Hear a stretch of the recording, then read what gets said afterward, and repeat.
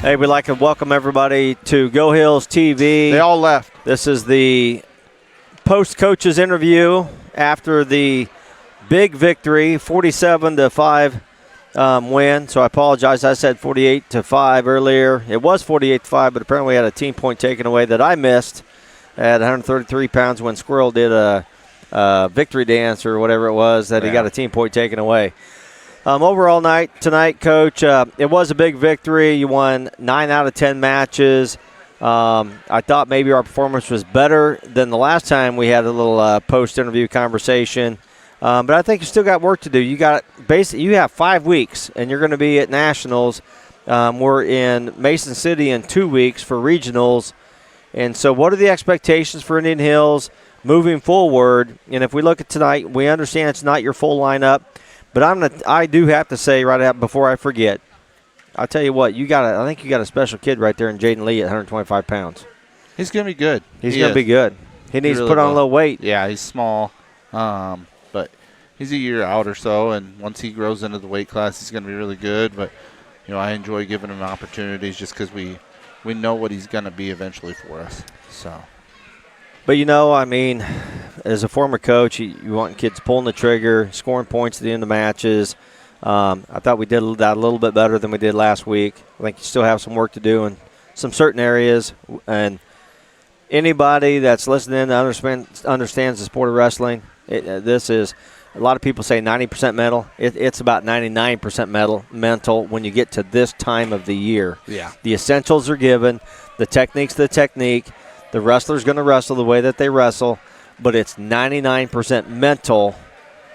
And I think that's the biggest area for improvement for you and your team at this point. I think we got a good group that is really in the area where they need to be, and then we got a few that just need to, I don't know. And unfortunately, I think it's people that this isn't their first rodeo collegiately. Their attentions and their focuses maybe are not where they need to be, all over the place. And at this point in the year, we need to be locking in and focusing on doing the right things all the time, doing the simple things on the mat, so that those become habits, and we'll just keep telling them and we'll keep preaching it, and they'll either do it or they won't. So we're not in a bad place, though. No, but you've had a lot of good wrestlers that continue to win, do what they do. Some of it may not be as pretty as you want it to be. But if I, look at the season top to bottom, if I had to give an outstanding wrestler right now, probably Abdul Hedi has been your most consistent performer week over week and does what he does best, great on his feet, gotten a lot better from the down position, and just goes out there and puts on a display. He's really turned it on. He's, in my opinion, one of the best kids in junior college right now. And I think the weight class cut, I don't know if he enjoys it, but I think it's been better for him. There was one equalizer at 74, and that was if you got a really strong kid, he could hold us up on some of the stuff we wanted to do. Being down at 65, he's the strong kid now. So well, the equalizer is going to be when he's standing on top of that podium in March and getting a gold medal put around his neck. I think that's going to be the equalizer. And understand all this hard work put in has paid off. And, when you're in the room, you just want that to go to the other guys, have them get that feeling. And like I said, you got a short time period left in a coach's position. You feel like you work the whole year to get to this point.